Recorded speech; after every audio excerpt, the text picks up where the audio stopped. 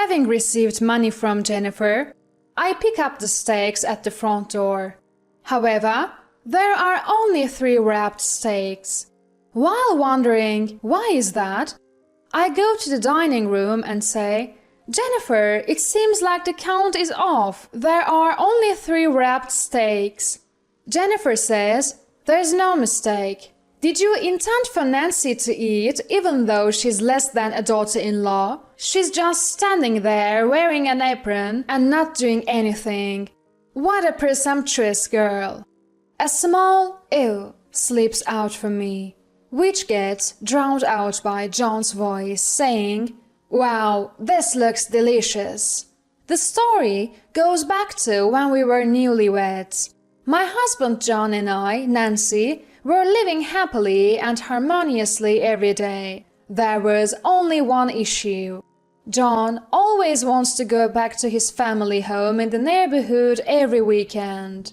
Until he got married, John had been living with Jennifer at his parents' home. The father-in-law had already passed away by the time John and I got married. If John had moved out of his parents' house after getting married and Jennifer was living alone, I could understand why he would go check on her every weekend. But Jennifer is not living alone now. That's because sister-in-law Linda is living with her. Linda was married, but she got divorced because she and her husband did not get along. She returned to her parents' home almost as soon as her husband moved out after getting married. Therefore, Jennifer is living with Linda. There is nothing to worry about. Moreover, Jennifer is quite a well-known person in the neighborhood. She is a manners instructor at a university, and the neighbors call her teacher, respecting her greatly. Therefore, her pride is high. When she tried to keep it a secret that Linda had returned home and told me, "Please don't tell anyone," I was rather turned off. However, the neighbors don't know this side of Jennifer. The neighbors all think of Jennifer as a calm and gentle manners teacher. Since Jennifer is so well known, there is no way she could feel lonely if left alone. If something were to happen, surely Linda or the neighbors would notice. At first, I didn't understand why John would want to go to his parents' house every weekend. However, once I got used to married life and things settled down, I thought it wouldn't be right to keep avoiding my in-laws forever, so for the first time since getting married, I decided to go with him. "If you insist, let's go visit Jennifer," I said. "Yay, thank you," John responded.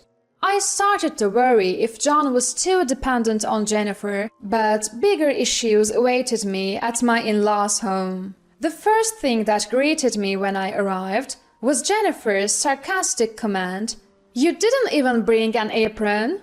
I had thought I'd probably have to help out with something, but in my family, we didn't have the habit of wearing aprons, so I hadn't brought one.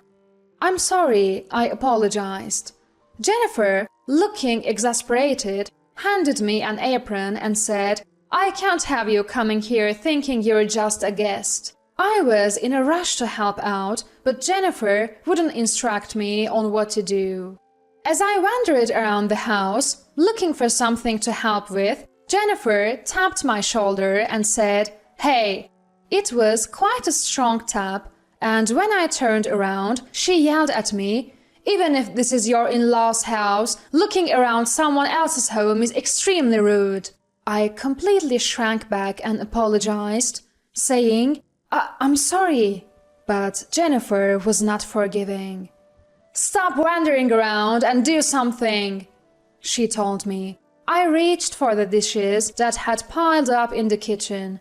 Then she slapped the back of my hand and yelled, "I can't have your filth getting on our nice plates and glasses. Don't touch the dishes." Confused and flustered, I thought, then maybe I'll vacuum. I was again slapped on the back of my hand and scolded, "Are you saying our floors are dirty?" At this point, I had no idea what to do.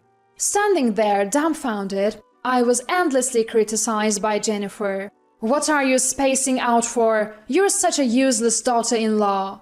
When I looked at John with a "help me" expression, he was just laughing uproariously at a comedy show with Linda, despite seeing how much I was being berated.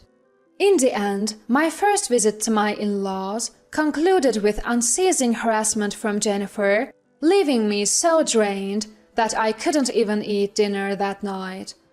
Of course, I asked John, "Why didn't you help me when Jennifer was blaming me?"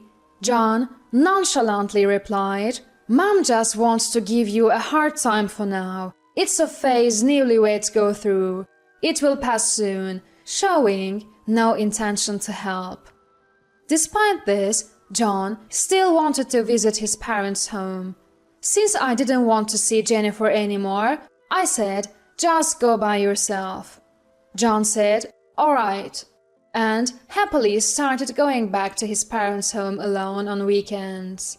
Although I was amazed by John's dependence on his parents, it wasn't a deal-breaker for our marriage.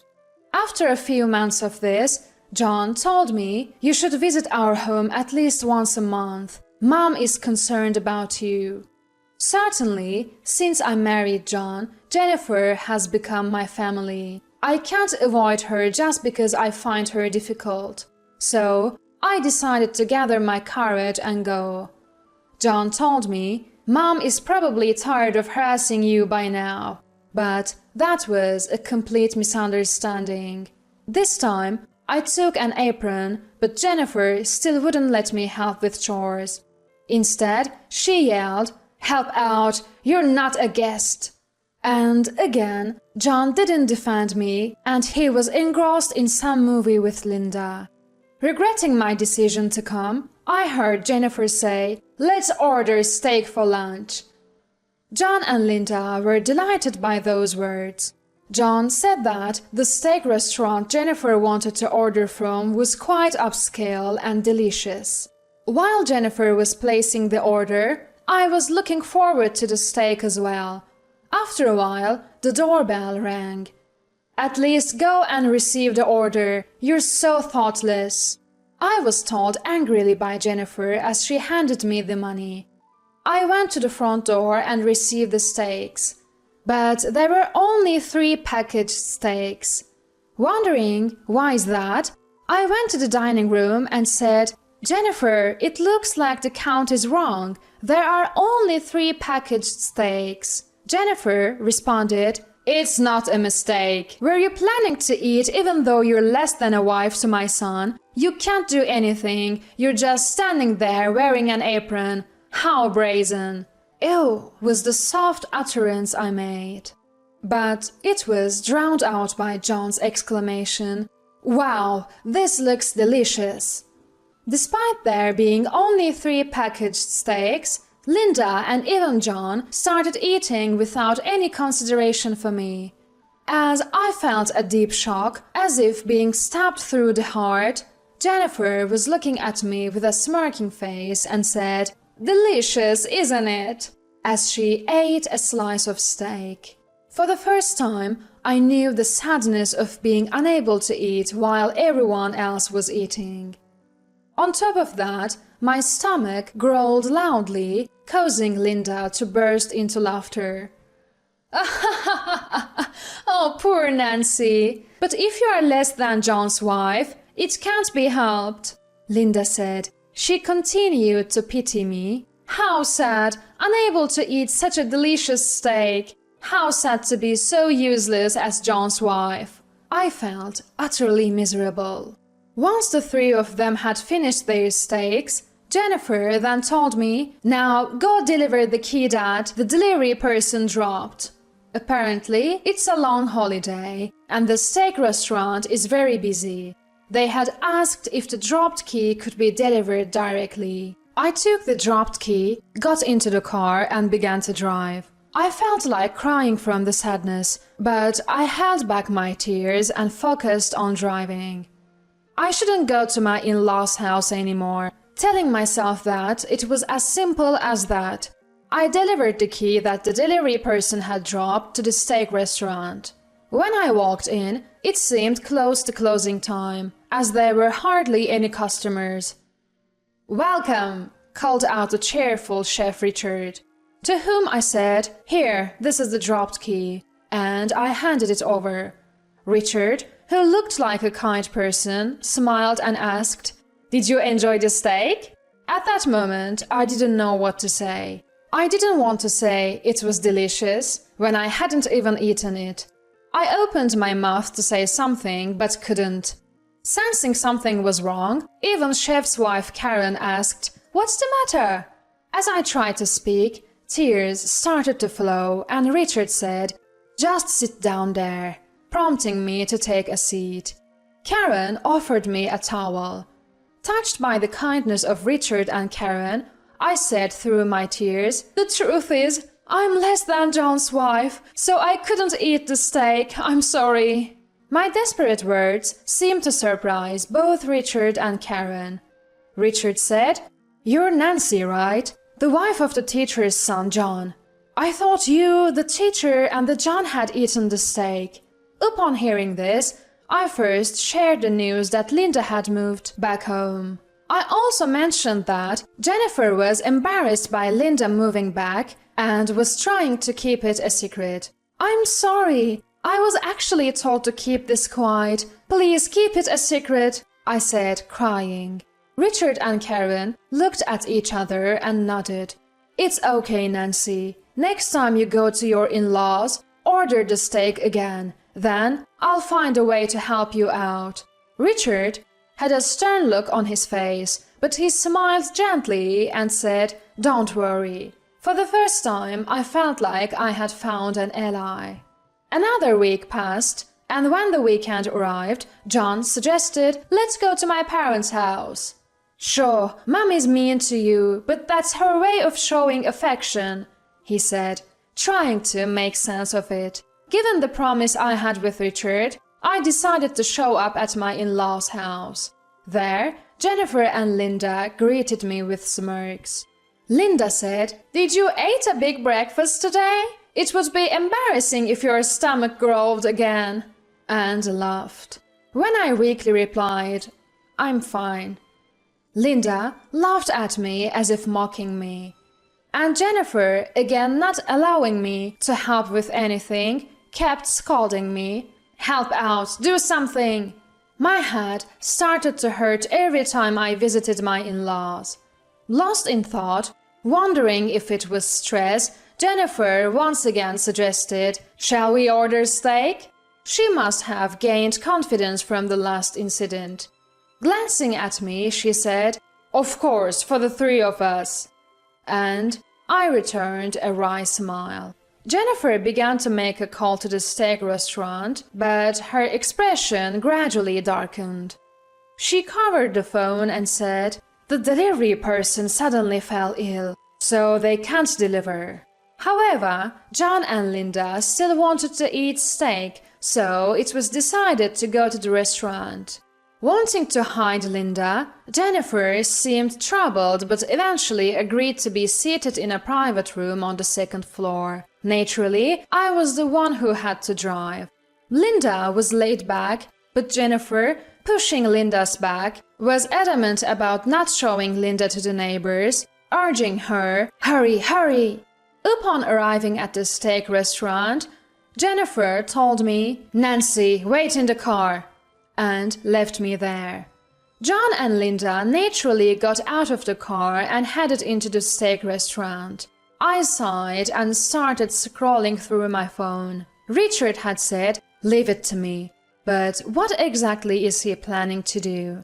While I was lost in thought, there was a knock on my car window. Startled, I looked over to see the panicked John, who said, Mommy's in danger! Can you come to the restaurant right now?" Jennifer is also quite old. Something might have happened, I thought, and hurriedly entered the steak restaurant. Inside the packed restaurant, Jennifer and Richard were arguing over the counter. "That's what I'm saying. I see no obligation to serve our steak to Jennifer, who keeps harassing Nancy," Richard, who was shouting, noticed me standing dumbfounded at the entrance of the restaurant and said, "Ah, Nancy, come on in." As I timidly approached the counter, Karen handed me a plate of steak. Huh? Why does only Nancy get steak and not us, her family? This is ridiculous. Mom is right. We went through the trouble of coming all the way to the restaurant.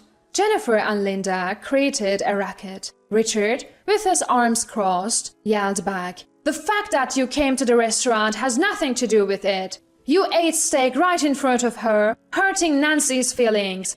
We have no steak for people with such character."